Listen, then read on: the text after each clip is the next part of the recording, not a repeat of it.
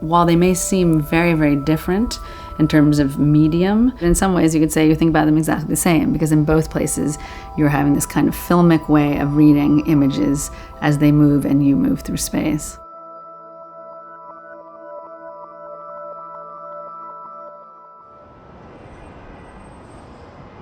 So I did an installation at Haus de Kunst called Centrifuge. Very recently I made a print for them, and that process was incredibly generative for me. I created a kind of studio that was cut off from the rest of my studio. It was kind of a secret studio, and I started doing more and more work that was flat and work that was on the walls.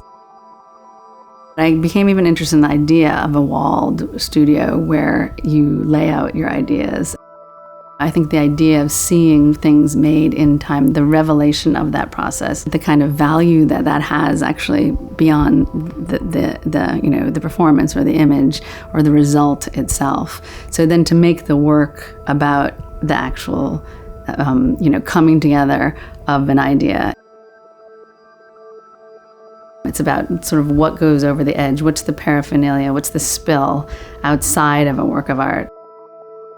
Interested in this idea of how something is burned or seared into your memory. When you have all of this information, how does something stay? How does something stick with you?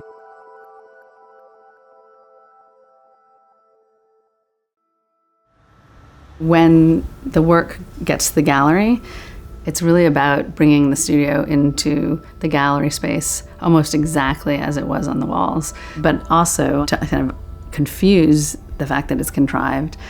I'm going to actually make a lot of work there. It's the time of the studio then transferred to that space and then added on the time of the space. Important to me that there are gestures there that happened in the space, that you imagine the process and the time of making the work. There's this kind of beautiful old staircase that goes up to an even rawer space upstairs. And in that space will be Images and Debris. And Images and Debris is a sculpture that has about 36 videos in it. And it's actually based on a desk. So it's based on my editing desk. I was looking at how you could juxtapose things that were extremely material, like clay or paint or broken glass, right next to a moving image. It has a kind of materiality to light and the projection itself, whereas all of the things that are material in the work become very fragile and seemingly fleeting. The two are kind of enmeshed in a way in that space. On the side, I was always doing films and I was always doing flat work. So in some ways, these are kind of like the secret studio practices, these sort of more private activities. This show is kind of a preservation of that transference of the intimate into a public space.